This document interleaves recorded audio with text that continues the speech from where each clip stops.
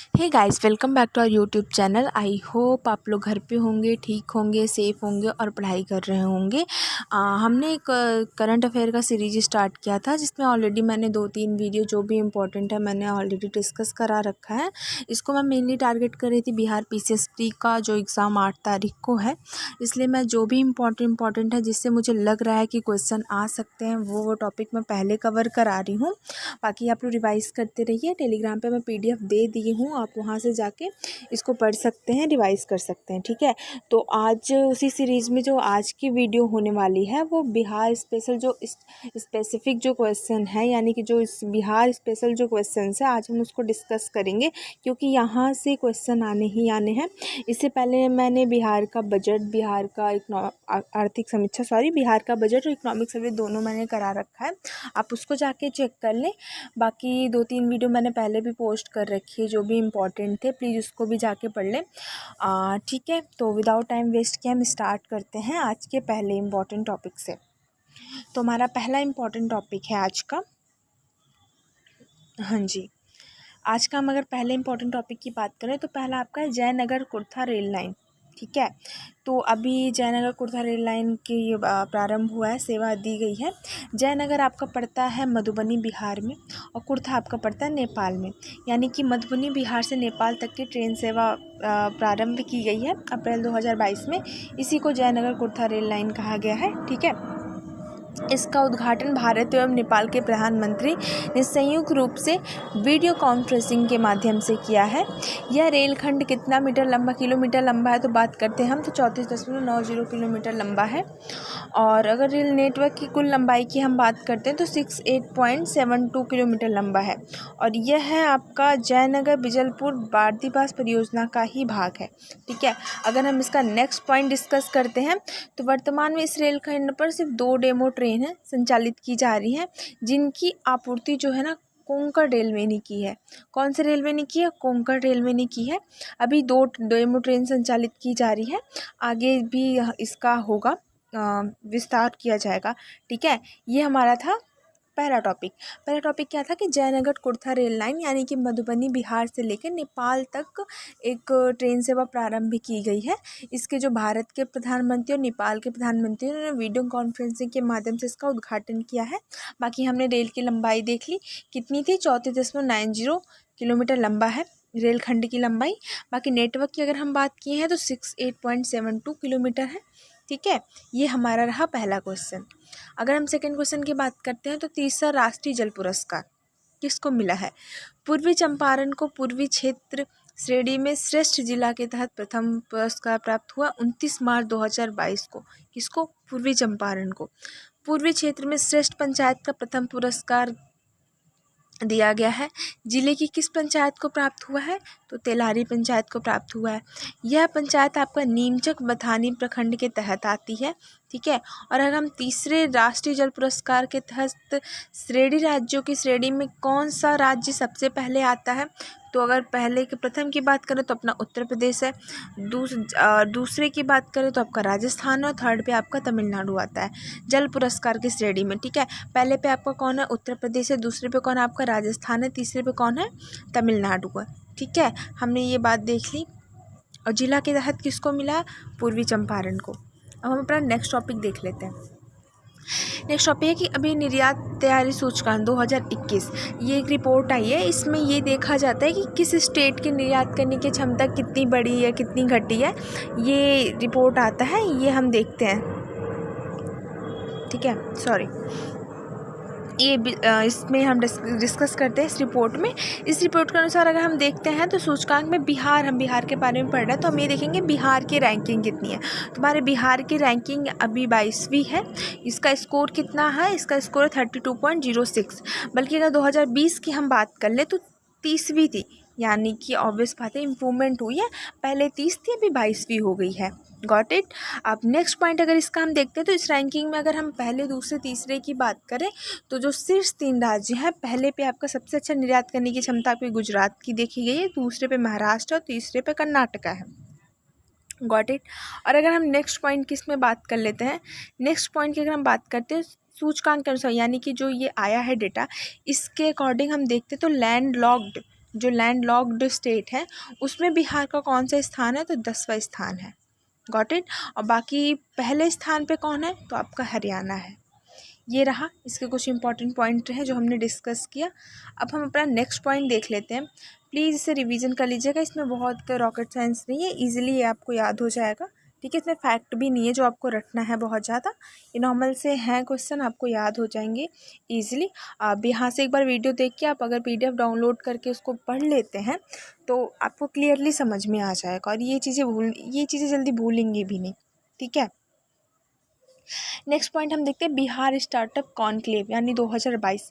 बिहार के उद्योग मंत्री जो हैं शाहनवाज हुसैन ने पटना में बिहार स्टार्टअप कॉन्क्लेव का उद्घाटन किया। कितने तारीख को किया है, 22 मार्च 2022 को।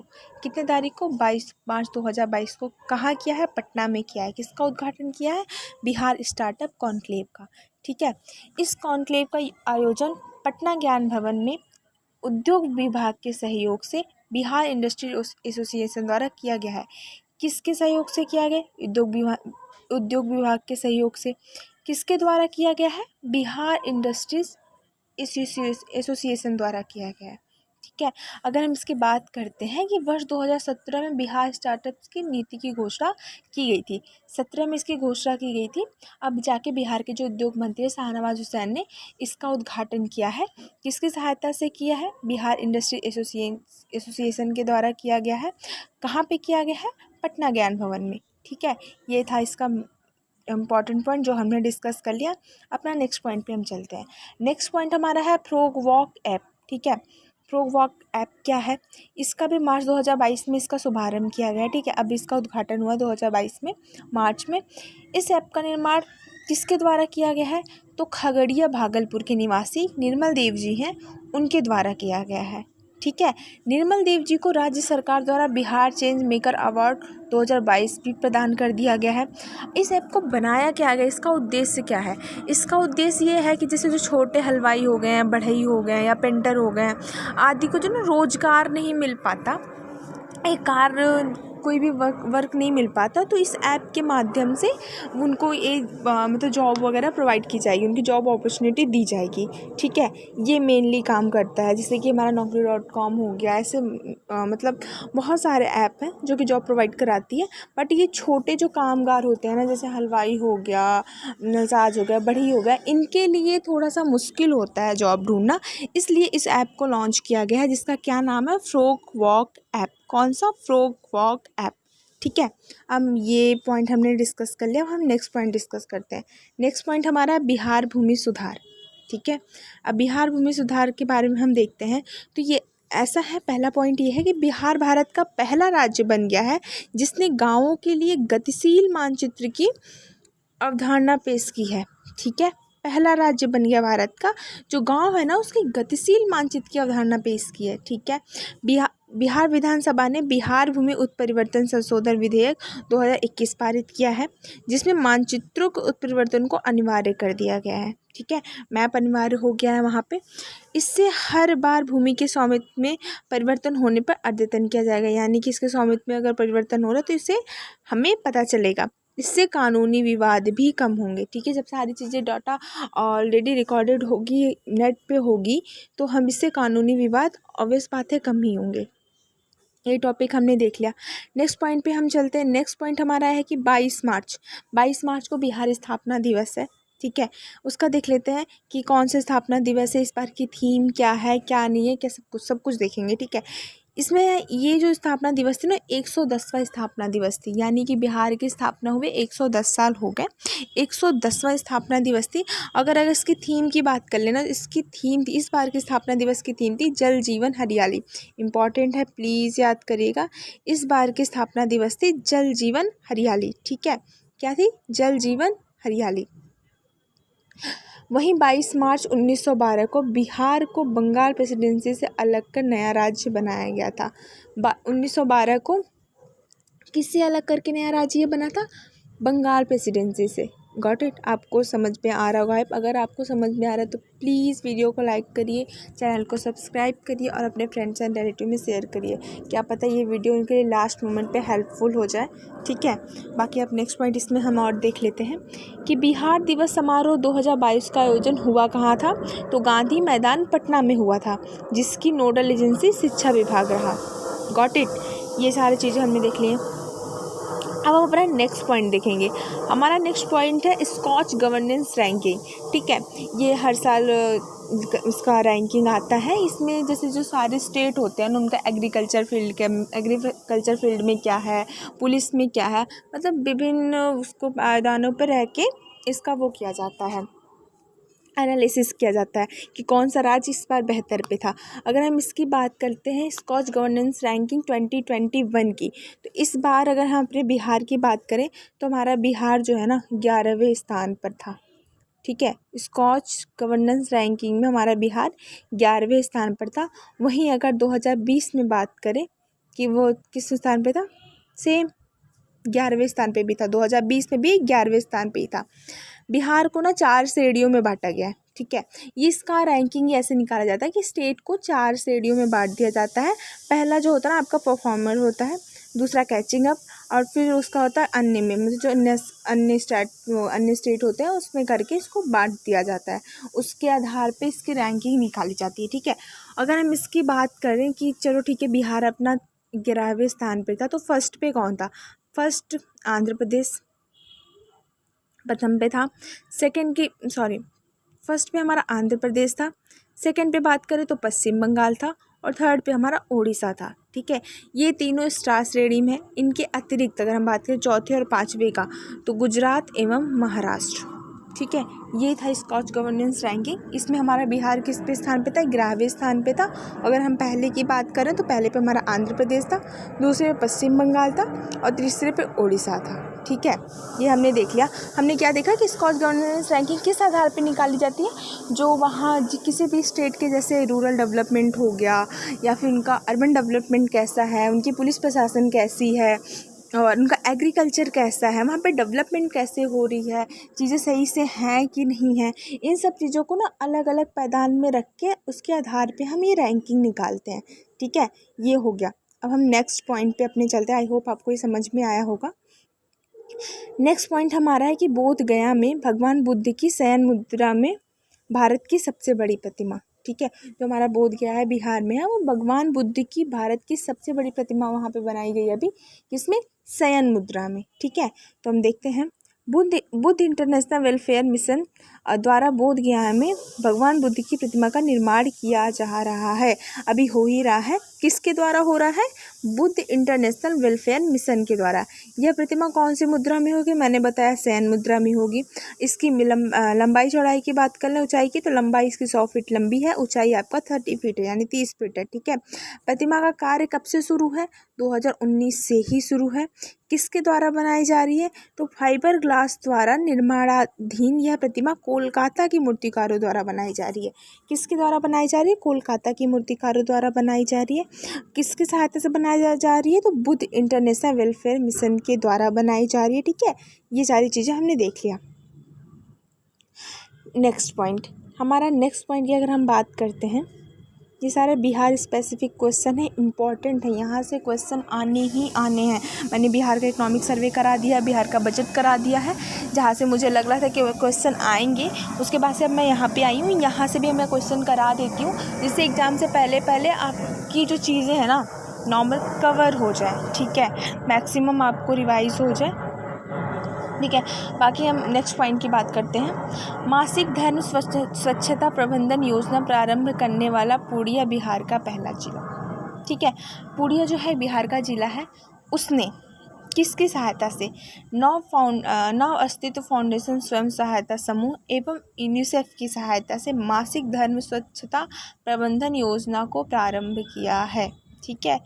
किसको प्रारंभ किया है, मासिक धर्म स्वच्छता प्रबंधन योजना को प्रारंभ किया है। कब से किया है, 8 मार्च 2022 से। यह योजना को पायलट प्रोजेक्ट के तौर पे अप्रैल 2021 में जिले के कास्ता प्रखंड में शुरू किया गया है, ठीक है। यानी कि जो नॉर्मल फीमेल्स को पीरियड्स होते हैं उस टाइम क्या क्या हमें सावधानी रखनी चाहिए, क्या क्या करना चाहिए, ये सारी चीज़ों के बारे में योजना शुरू की गई है, इस तरीके की है। ठीक है, ये हो गया नॉर्मल, आपको समझ में आ गया होगा। दूसरा हमारा है पीएम मित्र मेगा टेक्सटाइल पार्क। ठीक है, इस योजना के तहत अगर हम बात करते हैं तो बिहार के पश्चिम चंपारण जिले में मेगा टेक्सटाइल पार्क का निर्माण किया जाएगा। अभी हुआ नहीं है, इसका किया जाएगा। कब किया, कहाँ किया जाएगा? बिहार के पश्चिम चंपारण जिले में। Got it. नेक्स्ट पॉइंट पे हम देखते हैं, अगर हम प्रधानमंत्री जन धन खाता की बात करें तो ये बिहार जो है ना हमारा दूसरे स्थान पे है। प्रधानमंत्री जन धन खाता खोलने बिहार दूसरे स्थान पे है। शुरुआत कब हुई थी इसकी? शुरुआत हमने कर दी थी इसका अगस्त 2014 से शुरू हुई थी। मार्च 2022 तक इस योजना के तहत सर्वाधिक बैंक खाता जो है ना उत्तर प्रदेश में खोला गया। फर्स्ट पे हमारा उत्तर प्रदेश है और सेकंड पे हमारा कौन सा है? बिहार। ठीक है, ये चीज़ हो गया। नेक्स्ट पॉइंट हम देख लेते हैं, बिहार के मुख्यमंत्री नीतीश कुमार के प्रधान सचिव नियुक्त। 21 फरवरी 2022 को बिहार सरकार ने अतिरिक्त मुख्य सचिव बिहार सरकार एस सिद्धार्थ को मुख्यमंत्री नीतीश कुमार का प्रधान सचिव नियुक्त कर दिया है। किसको किया है? आपका एस सिद्धार्थ को मुख्यमंत्री नीतीश कुमार को प्रधान सचिव नियुक्त किया है। एस सिद्धार्थ ने चंचल कुमार का स्थान लिया। किसका स्थान लिया है? चंचल कुमार का। ठीक है, वहीं हम नेक्स्ट पॉइंट पे चलते हैं। हमारा नेक्स्ट पॉइंट है Rajgir zoo safari. Rajgir zoo safari 16 फरवरी 2022 को बिहार के मुख्यमंत्री नीतीश कुमार ने ही राजगीर में जू सफारी का लोकार्पण किया है। चिड़ियाघर का अभी उन्होंने उद्घाटन किया है। ठीक है, इसका क्या है सारी चीज़ें गौरतलब है, यानी कि हमें जानने को मिलती है कि 480 एकड़ में विस्तृत जू सफारी का निर्माण 176 करोड़ रुपए से किया गया। कितना इसमें लागत आई है? तो 176 करोड़ रुपए की इसमें लागत आई है। इसका शिलान्यास कब किया गया था? इसका शिलान्यास 2016 में ही किया गया था। ठीक है, ठीक है, ये हमने अभी तक यहाँ पे देखा। बाकी सफारी में व्याख्या केंद्र में 180 डिग्री 3D थिएटर का भी निर्माण किया गया। इसमें एक नई चीज़ क्या देखने को मिली है कि व्याख्या केंद्र भी है यहाँ पे, बाकी 180 डिग्री 3D थिएटर का भी निर्माण किया गया है। व्याख्या केंद्र मानव के विकास क्रम और वन्य जीवों की जीवन चक्र से जुड़ी प्रतिमा भी स्थापित की गई है।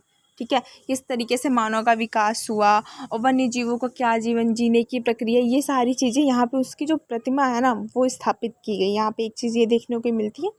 इसमें एक चीज़ ये है कि इस थिएटर में मुख्यमंत्री के समक्ष द ओशियन बायोस्कोप फिल्म प्रदर्शित की गई। कौन सी फिल्म प्रदर्शित की गई उद्घाटन के टाइम पे? तो ओशियन बायोस्कोप। ठीक है, अब यहाँ पे मैंने बोला कि जू सफारी यानी कि चिड़ियाघर का उद्घाटन हुआ, तो इसमें कौन कौन से जानवर हैं? आपके बाघ हैं, शेर हैं, तेंदुआ हैं, भालू हैं और हिरन आदि जानवर हैं। ठीक है, ये जानवर हैं यहाँ पे।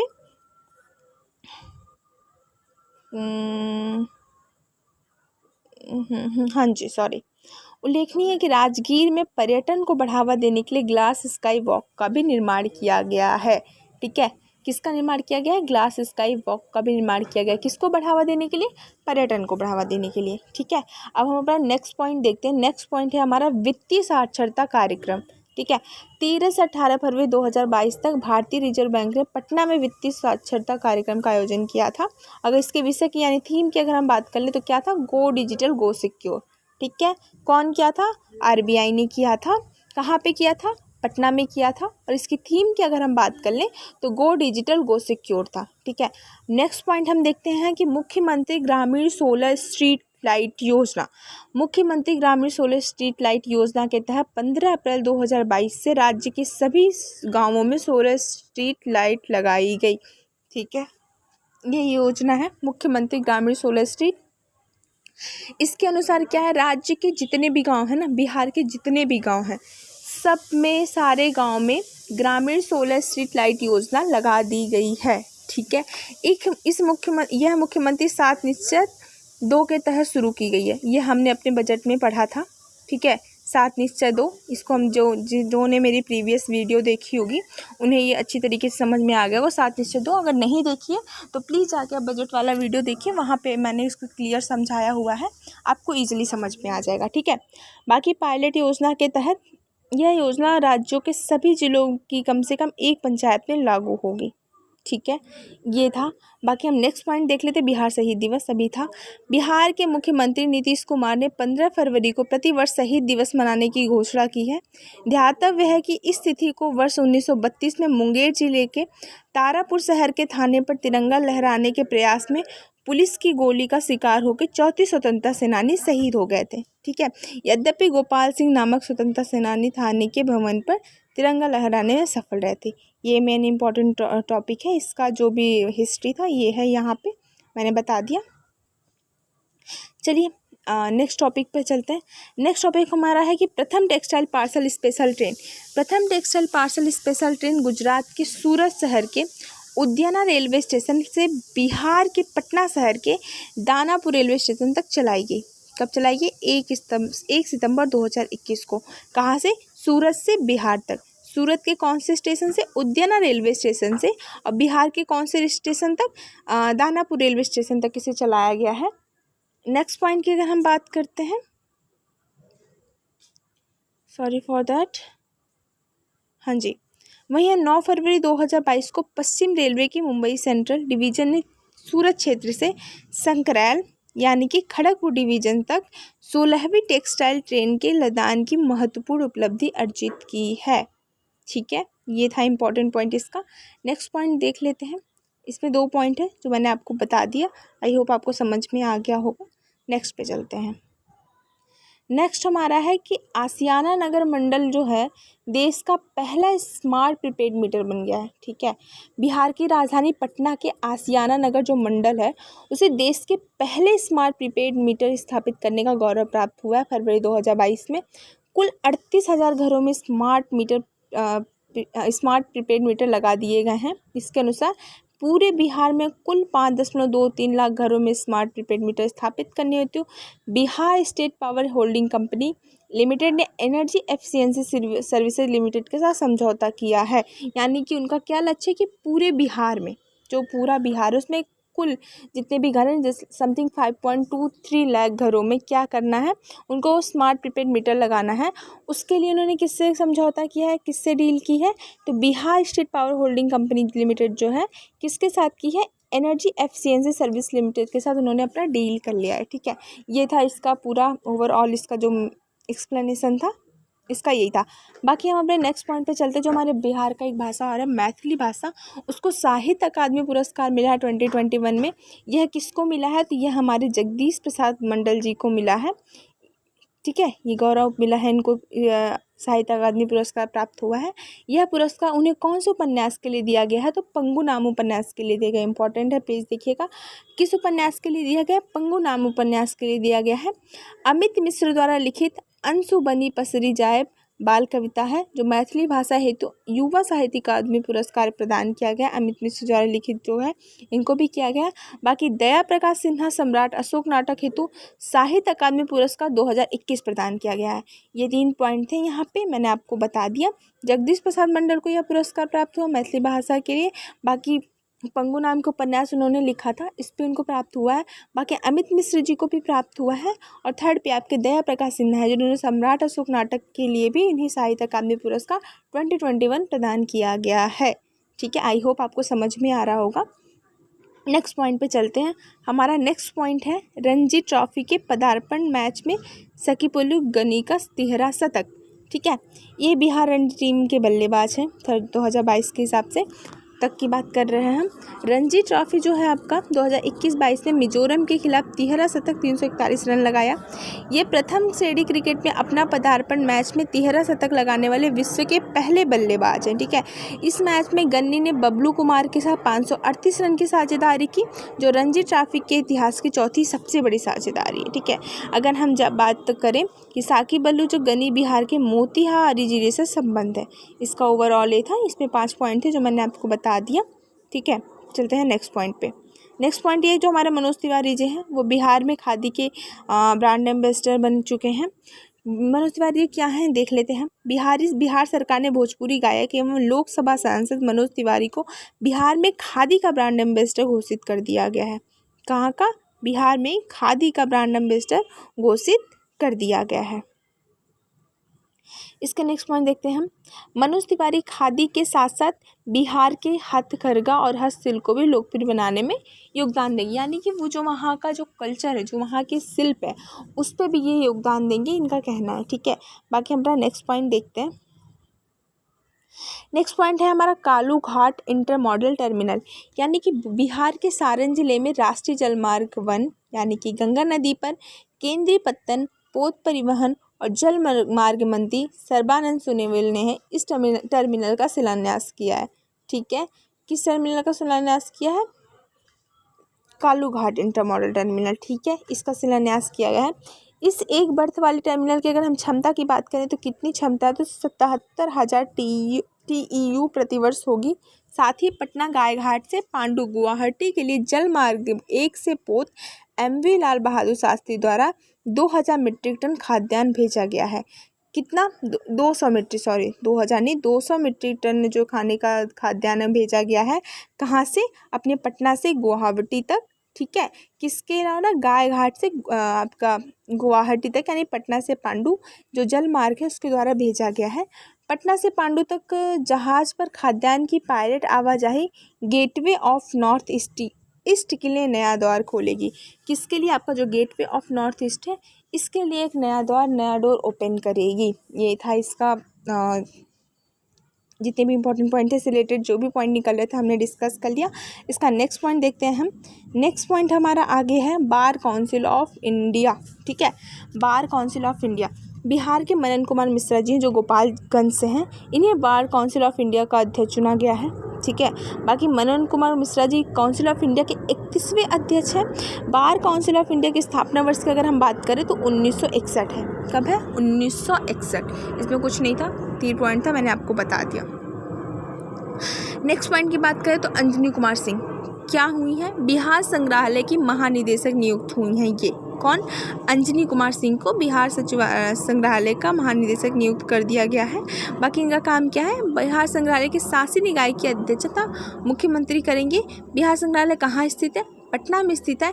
इसकी स्थापना वर्ष की अगर हम बात करें तो 1917 है। बिहार संग्रहालय की स्थापना किस वर्ष में हुई थी? तो 1917 में हुई थी। Got it. नेक्स्ट पॉइंट की हम बात करते हैं। नेक्स्ट पॉइंट है हमारा मैथिली साहित्य का लिली रे का निधन। ठीक है, जो मैथिली के हमारे महत्वपूर्ण साहित्यकार थे लिली रे, उनका निधन हो गया है। उनका निधन कब हुआ है? 3 फरवरी 2022 को। कितने वर्ष की अवस्था में हुआ है? तो 92 वर्ष की अवस्था में हुआ है। अगर इनके जन्म की बात करते हैं हम तो 26 जनवरी 1933 को इनका जन्म हुआ है और वर्ष 1982 में, ठीक है, मरीचिका नामक उन्होंने मैथिली उपन्यास लिखा था। इसके लिए उन्हें साहित्य अकादमी पुरस्कार से सम्मानित किया गया था। हम किसकी बात करें? लिली रे का। ये हमारे एक मैथिली साहित्य उपन्यासकार थे। इनका हाल ही में निधन हो गया है। ठीक है, किसके लिए इनको नवाजा गया था? किस उपन्यास के लिए साहित्य अकादमी पुरस्कार थे? तो मरीचिका। ठीक है, कौन से सन में? 1982 यानी कि 1982 में। नेक्स्ट पॉइंट हम डिस्कस करते हैं कि बिहार का पुनौरा धाम स्वदेश दर्शन योजना के अंतर्गत शामिल हो चुका है। 3 फरवरी 2022 को पर्यटन मंत्रालय ने पुनौरा धाम सीतामढ़ी को स्वदेश दर्शन योजना के प्रमाण सर्किट में शामिल कर लिया है फरवरी 2022 के अनुसार। इसका सेकंड पॉइंट की अगर हम बात करते हैं तो पुनौरा धाम को हाल ही में प्रसाद योजना के तहत भी शामिल किया गया है। किस योजना के साथ? प्रसाद योजना। इसका नेक्स्ट पॉइंट बात करते हैं तो बिहार के सीतामढ़ी जिले के पुनौरा गांव में माँ जानकी जन्मभूमि मंदिर है जो पुनौरा धाम के रूप में विख्यात है। ठीक है, किसके रूप में विख्यात है? जो माँ जानकी उनकी भूमि मंदिर है, इसके रूप में पुनौरा विख्यात है। ठीक है, किसकी योजना के तहत शामिल किया गया? प्रसाद योजना के तहत शामिल किया गया है। नेक्स्ट पॉइंट की बात कर लेते हैं। नेक्स्ट पॉइंट है हमारा कि बिहार का बात कर रहे हैं। बिहार का दूसरा बाघ अभ्यारण्य हुआ है। केंद्रीय पर्यावरण वन एवं जलवायु परिवर्तन मंत्री कौन है? अश्विनी कुमार चौबे जी हैं।